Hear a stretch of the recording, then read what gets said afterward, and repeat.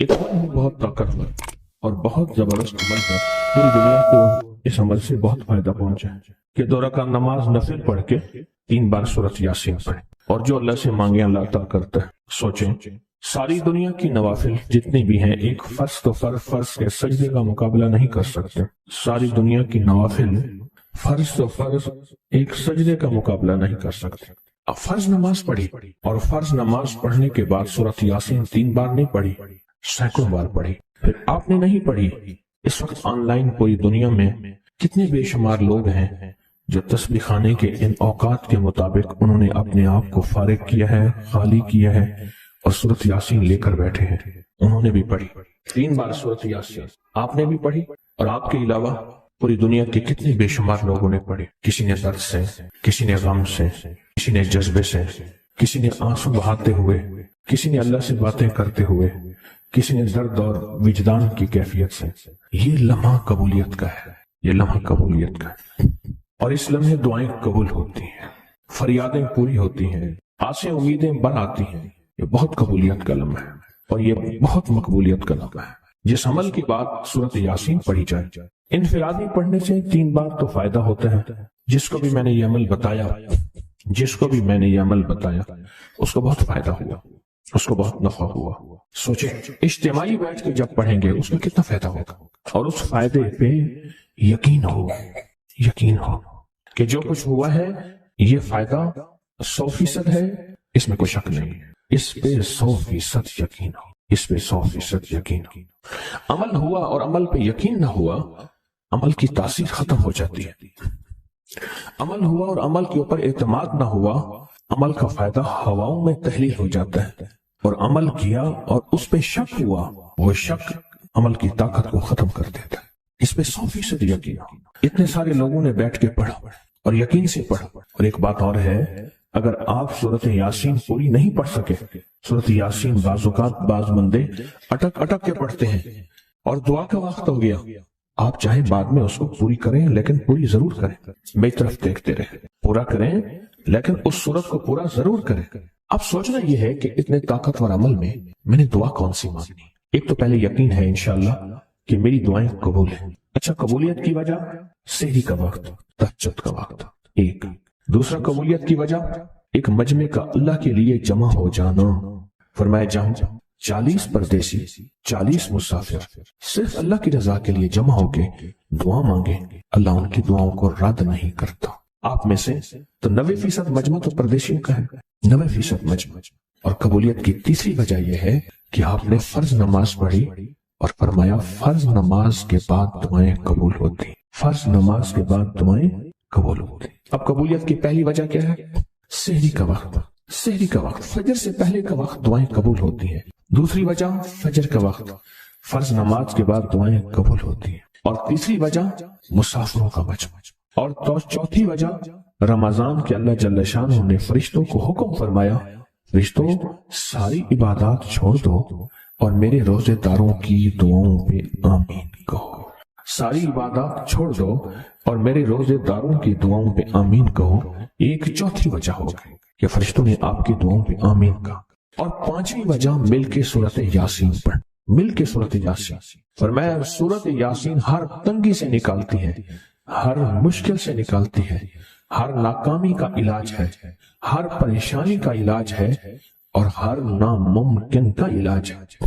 اور فرمایا سورۃ یاسین مردوں کو بھی نفع دیتی ہے اور زندوں کو بھی نفع دیتی ہے۔ سورۃ یاسین جو نزع کی سکرات کی حالت میں ہو اس کو بھی نفع دیتی ہے، اور سورۃ یاسین اس بندے کی جو کسی تکلیف کی نزع میں، قرضے کی نزع میں اور بیماری کی سکرات میں ہو اس کو بھی نفع دیتی ہے۔ قبولیت کے اوقات، قبولیت کے لمحات، اور اس میں بیٹھ کے اللہ سے مانگنا۔ اب مانگنا کیا ہے؟ یہ تو یقین ہو گیا کہ انشاءاللہ ہماری آج کی یہ محفل، آج کا یہ بیٹھنا، آج کا یہ پڑھنا اور آج کا اللہ کی بارگاہ میں یہ حاضری دینا 100% انشاءاللہ قبول ہے، یقین کامل ہے۔ پھر مانگیں کیا؟ سوچنا، جب سخاوت کی، سخی کی سخاوت موجوں پہ ہو، عروج پہ ہو، پھر مانگیں کیا؟ یہ سب سے اہم چیز ہے۔ تو وہ چیز مانگیں جو اللہ کے خزانے میں سب سے قیمتی ہے، وہ ہے ایمان، سب سے قیمتی۔ اور وہ سب کو نہیں دیتا۔ مال سب کو دیتا ہے، اپنے نہ ماننے والوں کو بھی اور اپنے ماننے والوں کو بھی، اپنے دوستوں کو بھی، بلکہ اپنے دشمنوں کو زیادہ دیتا ہے، زیادہ دیتا ہے۔ مال اپنے دشمنوں کو زیادہ دیتا ہے اور بعض اوقات اپنے دوستوں کو بھی زیادہ دیتا ہے، جیسے انبیاء میں سے حضرت سلیمان، حضرت داؤد، حضرت یوسف علیہ السلام، جیسے صحابہ میں حضرت عثمان غنی، عبد الرحمن بن عوف اور بے شمار صحابہ، اولیاء میں سے حضرت پیران پیر شیخ عبد القادر جیلانی اور بڑی بڑی ہستیاں۔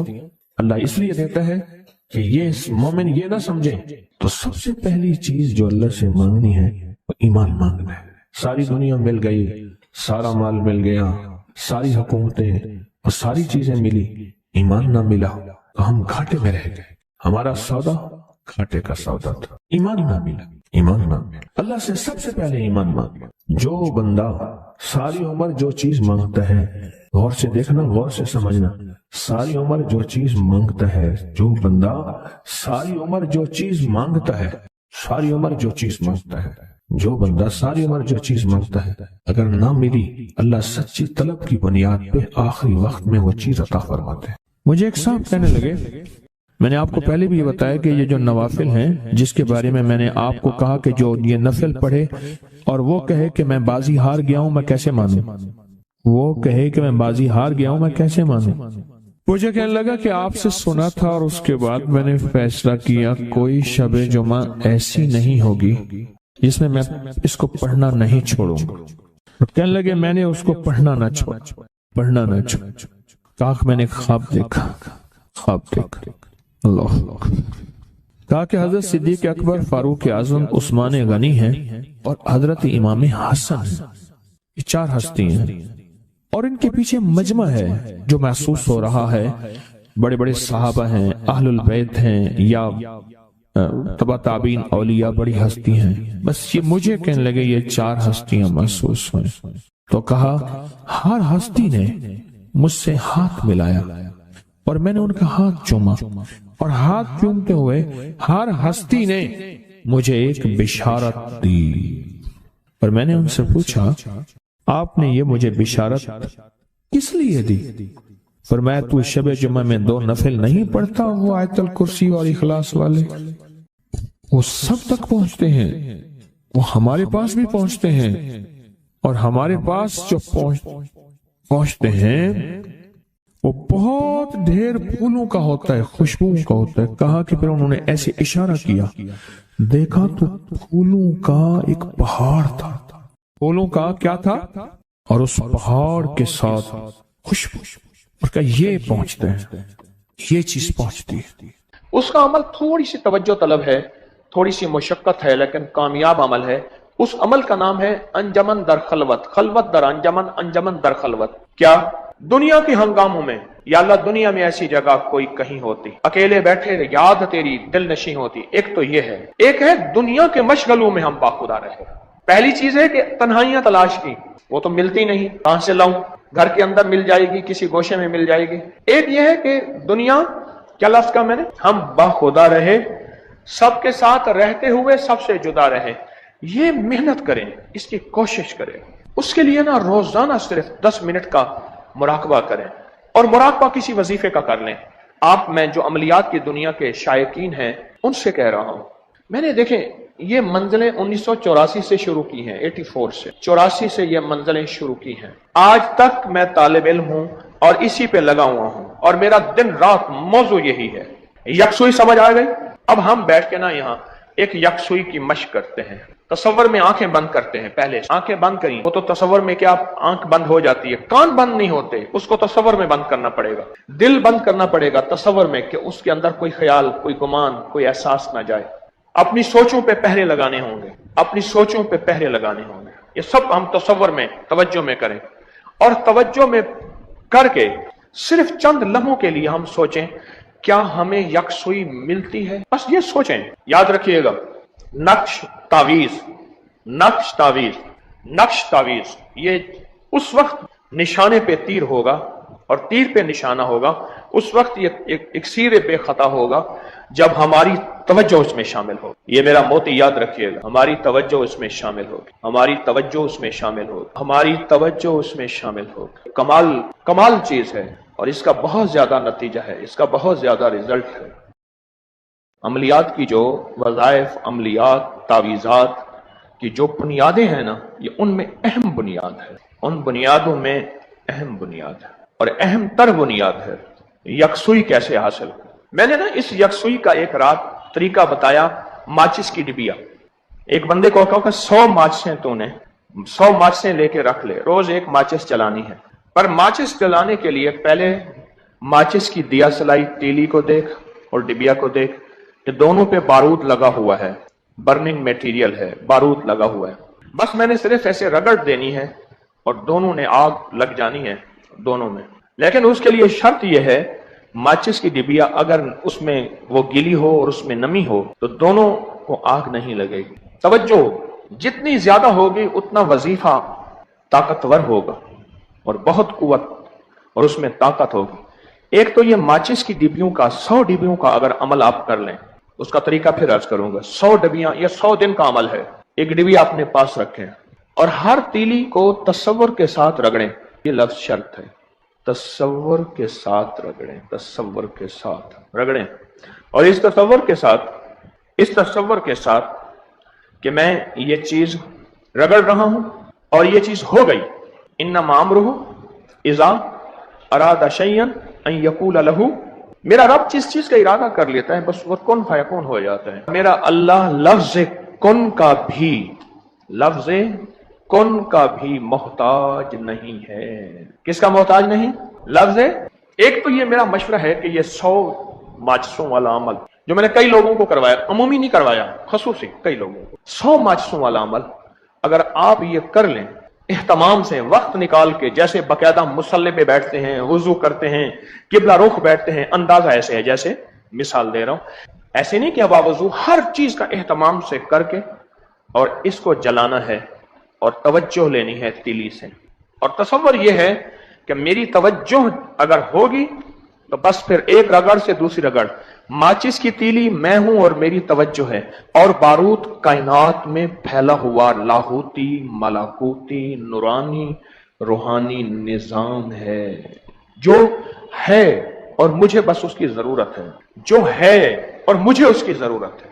میری آپ سے درخواست ہے کہ زندگی میں یہ تجربات جو میں آپ کو منتقل کر رہا ہوں یہ وہ ہیں جو بڑوں اور بزرگوں کے، اولیاء اور اہل اللہ کے ہیں، اور ان تجربات میں نچوڑ ہی نچوڑ ہے، جو چھوٹے چھوٹے راز ہیں، راز ہی راز ہیں، راز ہی راز. تو یہ ماچس کا کام کریں گے. اچھا، اب یکسوئی کا دوسرا عمل جو میں عرض کروں گا، ایک تو عمل ماچس والا 100 ماچس، یکسوئی کا دوسرا عمل. یکسوئی پانے کے لیے سانس روکنے سے یکسوئی حاصل ہوتی ہے. یہ عمل سانس روک کے کریں، آپ نے سنا ہوگا، سانس روک کے کریں، آپ نے سنا ہوگا. اچھا، اب آپ ایسا کریں، ابھی ہم اس کے ساتھ ساتھ مشق بھی کرتے ہیں. میں آپ کو نا اسم ذات میں بھی کرتا ہوں، آپ بھی کریں سانس روک کے. اسم ذات اللہ. اچھا، تصور کیا کرنا ہے؟ آپ تصور بھی سنیں. تصور یہ کرنا ہے اسم ذات میں سانس روک کر کہ میرا دل خالی ہے اور میں اللہ اللہ کہہ کے اس کو بھر رہا ہوں، اور تصور یہ ہو کہ میرے دل میں اللہ کا نور بھر رہا ہے. بس یہ سانس روک کے آنکھیں بند کر کے کریں. جتنا خالی پیٹ ہوں گے اتنا سانس زیادہ دیر رکے گا، یہ تجربہ بھی یاد رکھیے گا. جتنا بھرا پیٹ ہوگا اس سانس تھوڑی دیر، جسے دم کشی کہتے ہیں، تھوڑی دیر ہوگی. سانس روک روک کے پھر یکسوئی کو حاصل کرنے کے لیے نشست چاہیے. اگر آپ چاہتے ہیں یکسوئی حاصل کریں 100%، میں بعض اوقات سوچتا ہوں میرے اللہ سے بڑا کوئی حکیم ہے، اللہ نے یکسوئی اتحیات کی اور نماز کے لیے کھڑا کیا ہے، رکوع کیا ہے، اور جب بیٹھنے کا وقت ہے اتحیات کی شکل میں بٹھایا ہے، آلتی پالتی کی شکل میں نہیں بٹھایا. اور ایسے بازو لے کے بیٹھتے، ٹانگیں ایسے کر کے بازو لے کے بیٹھتے، اور تمنا دل سے رخصت ہو گئی، اب تو نیند آ جا. اللہ نے کیا کیا؟ اتحیات. نشست بھی یکسوئی کا ذریعہ ہوتی ہے. نشست، یہ نقطہ یاد رکھیے گا، بیٹھنے کا انداز. اب آپ اتحیات میں بیٹھے. میرے حضرت رحمت اللہ علیہ نے مجھے اتحیات میں بیٹھنے کی باقاعدہ مشق کروائی. آپ اتحیات میں بیٹھے نہیں آئیے، 90% 99% नींद नहीं आती अत्तहियात में बैठने से। आप कहते हैं बैठे भी अपनी मर्जी की सहूलत की, टेके लगाएं, बाजू घुटनों के घल बल बाजू का कड़ा लगाएं, हालांकि कड़ा तो रूहानी लगाना था, हमने बाजू का लगाया, और फिर लगाने के बाद कहते हैं नींद भी ना आए, यानी नींद की सारी शक्लें बना के कहते हैं नींद ना आए। पता नहीं कहां से सीखा मैंने आपने। आज यकसुई ये कवायद अमलियात हैं, ये अमलियात की बुनियादें हैं, ये वज़ाइफ की बुनियादें हैं, ये चिल्लों की बुनियादें हैं। अत्तहियात की शक्ल में बैठा है, कोई टेक नहीं है। अब आप अभी अत्तहियात की शक्ल में बैठे, अब महसूस करें आपकी यकसुई एक दम में जिंदा हो गई है। आप खुद यही महसूस कर लें, बैठे अत्तहियात में बैठे, आपकी यकसुई अभी से, हम 10:07 पे बैठे हैं मेरी घड़ी के मुताबिक, सामने जो लगी है अत्तहियात की शक्ल में, आप यकसुई में आ जाएंगे। देखो गारों में क्यों भेजते थे, अभी मैं मकली में ठट्ठा में गया, वहां कुएं हैं। हिंदी में ना एक लफ्ज है हिंदू में बावली, बावली, बावली उस कुएं को कहते हैं जिसके नीचे उतर के पानी भरा जाता है। यह हमारे पूरे बरसगीर में आज भी बावलियां हैं, सिंध में हैं जहां हिंदू हैं, बावली उसको कहते थे जहां पानी भरा जाता था। फिर क्या होता था, जो वीरान कुएं हो जाते थे उनके अंदर मेहराबें होती थी, कुओं के अंदर दाएं बाएं चारों तरफ। उन मेहराबों में यकसुई के लिए लोग जाते थे, अल्लाह अल्लाह करने, चिल्ला करने, या जंगलों में जाते थे, या गारों में जाते थे, या पहाड़ों में जाते थे। इसकी जिंदा मिसाल गारे हिरा है। मेरे हुजूर थोड़ा सा पानी लेते थे, थोड़ा सा खाना लेते थे और गारे हिरा में तशरीफ ले जाते थे। आप सोचें, नबूवत की इब्तदा यकसुई से शुरू हुई है और विलायत की इब्तदा यकसुई से शुरू हुई है। कल एक साहब ने अच्छी बात कही, मुझे बड़ी अच्छी लगी।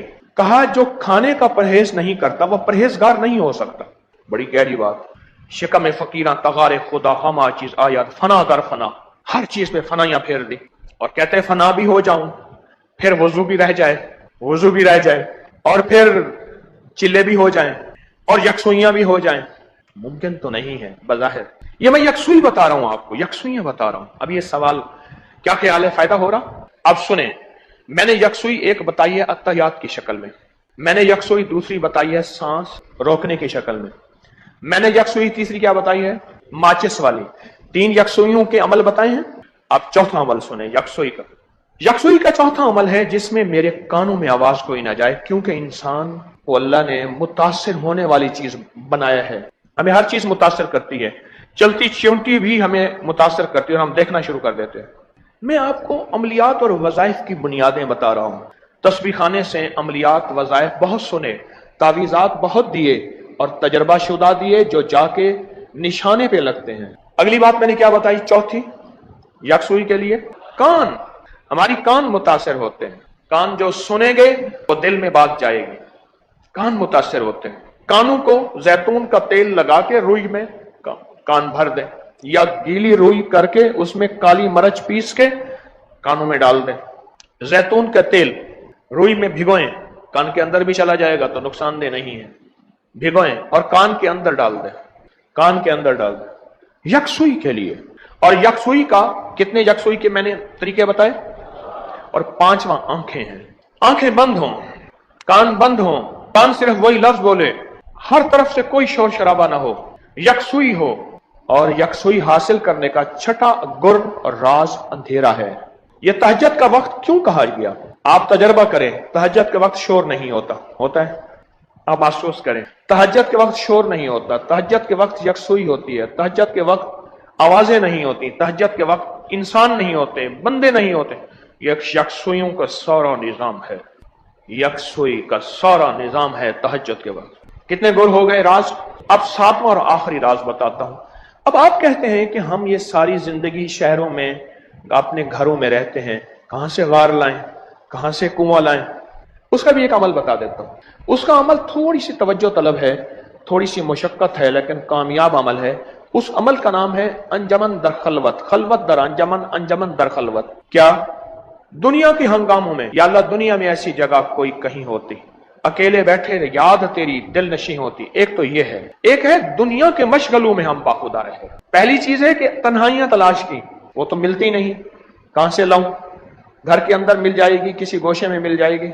एक यह है कि दुनिया, क्या लफ्ज का मैंने, हम बाखुदा रहे, सबके साथ रहते हुए सबसे जुदा रहे। یہ محنت کریں, اس کی کوشش کریں. اس کے لیے نا روزانہ صرف 10 منٹ کا مراقبہ کریں, اور مراقبہ کسی وظیفے کا کر لیں. آپ میں جو عملیات کی دنیا کے شائقین ہیں ان سے کہہ رہا ہوں, میں نے دیکھیں یہ منزلیں 1984 سے شروع کی ہیں, 84 سے 84 سے یہ منزلیں شروع کی ہیں. آج تک میں طالب علم ہوں اور اسی پہ لگا ہوا ہوں, اور میرا دن رات موضوع یہی ہے. یکسوئی سمجھ آ گئی؟ اب ہم بیٹھ کے نا یہاں ایک یکسوئی کی مشق کرتے ہیں. تصور میں آنکھیں بند کرتے ہیں. پہلے آنکھیں بند کریں تو وہ تو تصور میں کیا آنکھ بند ہو جاتی ہے, کان بند نہیں ہوتے, اس کو تصور میں بند کرنا پڑے گا. دل بند کرنا پڑے گا تصور میں کہ اس کے اندر کوئی خیال, کوئی گمان, کوئی احساس نہ جائے. اپنی سوچوں پہ پہرے لگانے ہوں گے, اپنی سوچوں پہ پہرے لگانے ہوں گے. یہ سب ہم تصور میں توجہ میں کریں, اور توجہ میں کر کے صرف چند لمحوں کے لیے ہم سوچیں کیا ہمیں یکسوئی ملتی ہے. بس یہ سوچیں. یاد رکھیے گا, نقش تعویذ, نقش تعویذ, نقش تعویذ, یہ اس وقت نشانے پہ تیر ہوگا اور تیر پہ نشانہ ہوگا, اس وقت یہ اکسیر بے خطا ہوگا جب ہماری توجہ اس میں شامل ہوگی. یہ میرا موتی یاد رکھیے گا, ہماری توجہ اس میں شامل ہوگی, ہماری توجہ اس میں شامل ہوگی, ہماری توجہ اس میں شامل ہوگی. یہ کمال چیز ہے, اور اس کا بہت زیادہ نتیجہ ہے, اس کا بہت زیادہ رزلٹ ہے.